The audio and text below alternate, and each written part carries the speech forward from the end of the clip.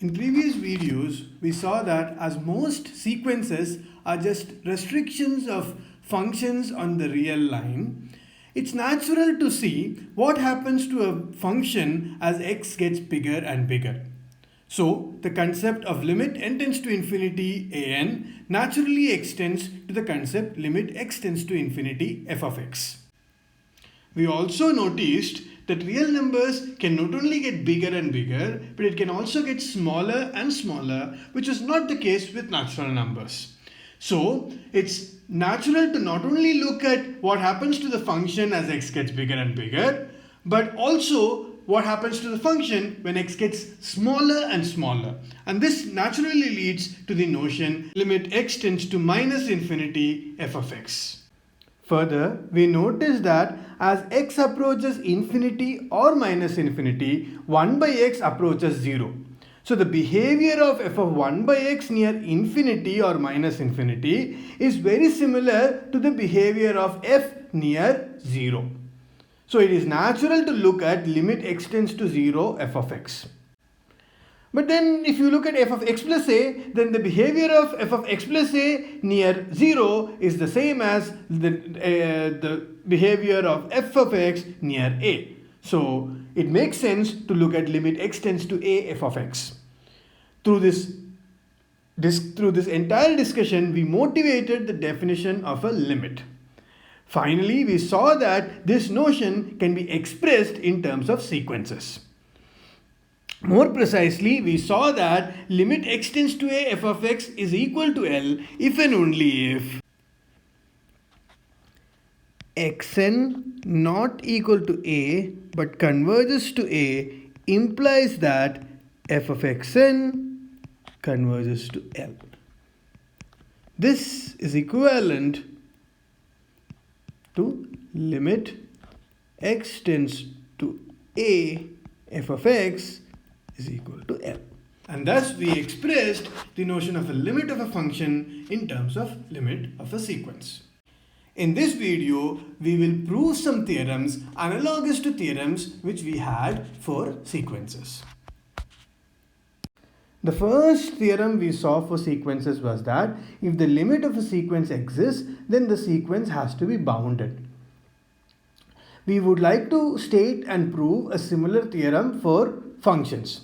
However, we cannot expect to prove a global statement about the function just from local properties, right? Like, because when you say something about limit x tends to a f of x existing, it only tells the behavior of f near the point a.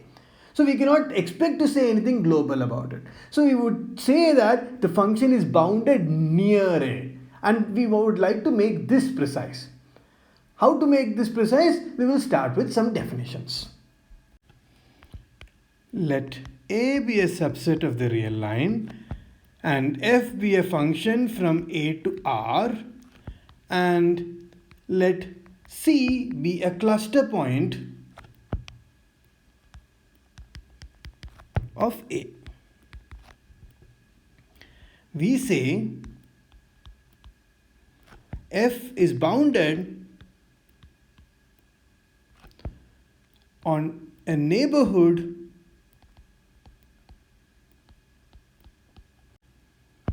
of C if there exists a delta neighborhood V delta of C and a constant m greater than 0 such that mod f of x is less than or equal to m for all x in V delta of C intersect A. Here we want C to be a cluster point to ensure that there are points from A in V delta of C. See, otherwise V delta of C intersection A would be an empty set, and we don't want that to happen.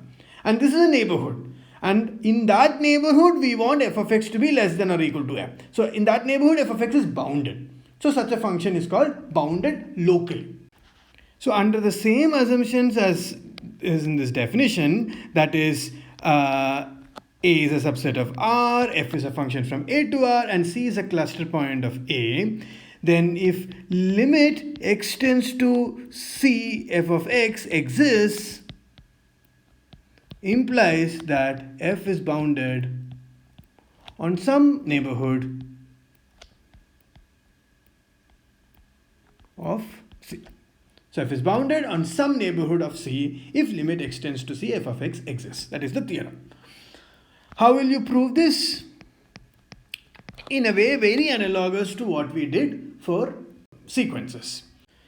So limit x tends to C f of x exists means that for every epsilon greater than 0, there exists a delta that depends on epsilon, which is also greater than 0, such that 0 less than mod of x minus c less than delta implies that mod of f of x minus L is less than epsilon, where L is the limit as x tends to C of f of x. We will take epsilon is equal to 1 and delta is the delta for 1. Now f of x can be written as f of x minus L plus L, correct? But so because of that, mod of this is less than or equal to mod of f of x minus L plus mod L. But this is less than or equal to 1 plus mod L for all x in V delta of C intersect A. Thus we have taken care of all the points that are near C. At all points near C, the value of f of x will be less than or equal to mod L plus 1. However, we don't know what happens to value at C. So if we want to find a bound that also takes care of the value at C, we have to take the maximum of these two things. So if you take M to be maximum of mod f of C and mod L plus 1, then for that M, the theorem will be true. And we have completed the proof. I believe you would have seen this before, but let me go through this just to ensure that we are on the same page. Okay. So how do we define operations on two functions? It is done by evaluating these functions on a point and doing this operation on those values. So for example, f plus g of x is nothing but f of x plus g of x. Similarly, f minus g of x is f of x minus g of x, etc. Similarly, we can also divide two functions, but for that we want to ensure that for no x in A, the denominator g of x will be 0. This has to be ensured. Otherwise, we cannot define this. Finally, also note that to do all this, we have to ensure that both the functions are defined on the same set A.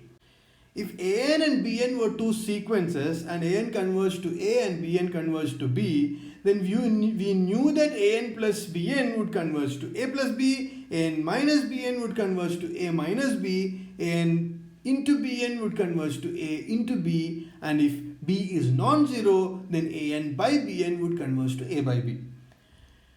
We will next prove that analogous results can be proved for functions.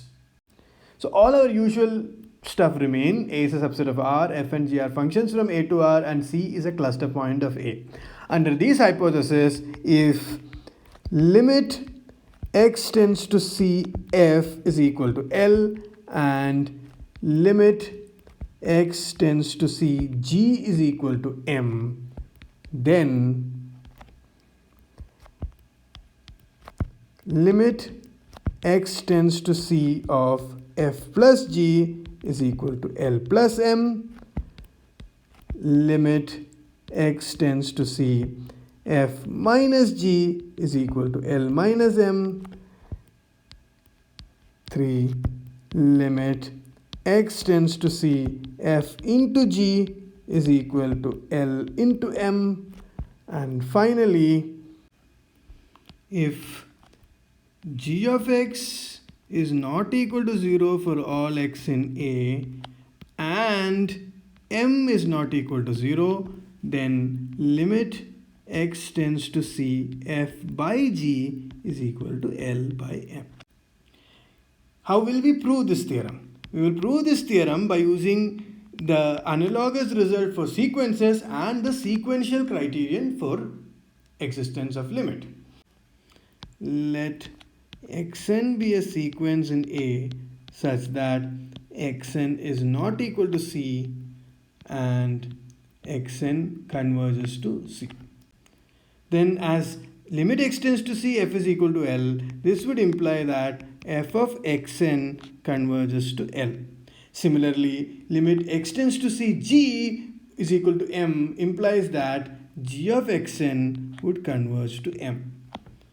But these two put together would mean that f of xn plus g of xn would converge to L plus m. Why? Because that is the result for sequences. F of xn is now a sequence, g of xn is now a sequence, correct? So because of that we have this result. But this would imply that f plus g of xn converges to L plus m. But xn was an arbitrary sequence in A. Hence, from the sequential criterion, this would imply that limit x tends to C, f plus g is equal to L plus m. And hence we have proved that. And in the exact same analogous way, we can prove the other results also.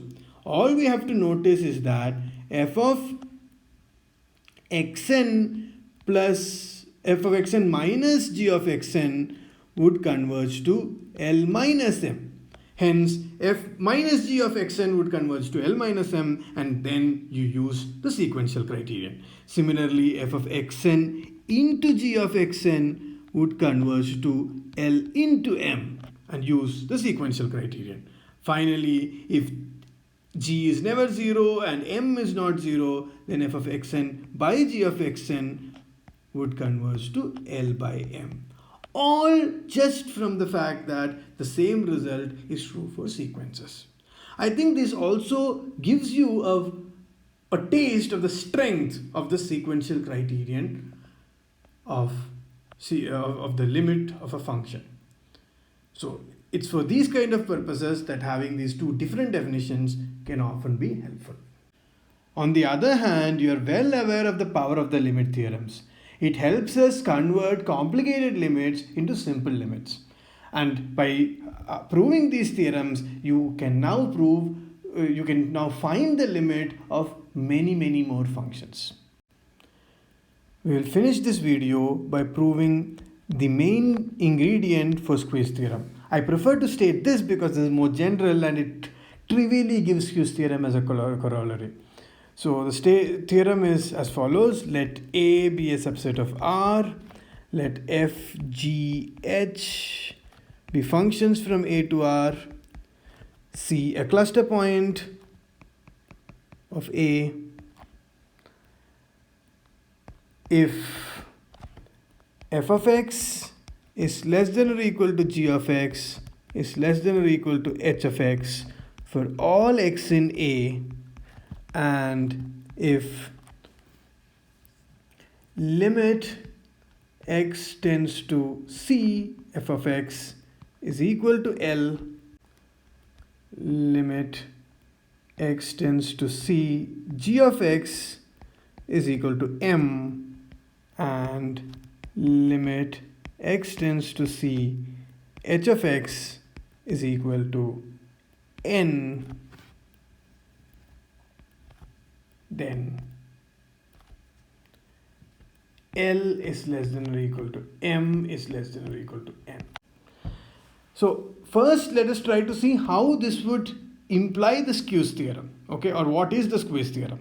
In squeeze theorem, what happens is that limit x tends to C f of x is equal to limit x tends to C h of x. That means n is equal to L. But if n is equal to L, what happens is L is less than or equal to M and M is less than or equal to L, which means that L is equal to M also, which implies L is equal to M as well. So that means limit x tends to C g of x will also be the same. And that was the squeeze theorem which we saw for sequences as well. So proving this theorem will automatically give us squeeze theorem. Moreover, we proved this theorem for sequences also. And we will use the theorem for sequences to prove this for functions, just like what we did for the other limit theorems. Let's go through the proof. So let xn be a sequence in A such that xn is not equal to C and xn converges to C. Then what can we say about f of xn? This implies that f of xn converges to L.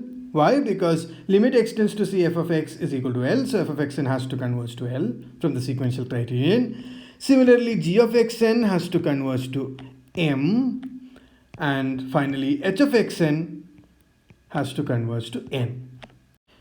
We also know that f of xn is less than or equal to g of xn is less than or equal to h of xn. Why do we have this? Because for whatever x you take, f of x is less than or equal to g of x is less than or equal to h of x.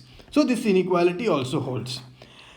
And given these two statements, they put together imply that L is less than or equal to M is less than or equal to N. Here all we are using is I'm looking at L, M and N as limits of the sequences f of xn, g of xn and h of xn. And for sequences, we saw that if there are three sequences which are an, b and cn, such that an is less than or equal to bn is less than or equal to cn, and an converges to a, bn converges to b, and cn converges to c, then a is less than or equal to b is less than or equal to c. So we again have this theorem. Although this proof does not look very different from the previous proof, it is actually a little different. Why? Because in the earlier proof, we used the fact that the sequence xn that we considered was an arbitrary sequence. And the same thing would happen for every sequence xn that you took. But here we do not need that fact at all. Of course, that would be true, but we do not really need that. Because we wanted to compare L, M and N. We wanted to say L would be less than or equal to M is less than or equal to N. And we obtained L, M and N as limits of these particular sequences f of xn, g of xn and h of xn.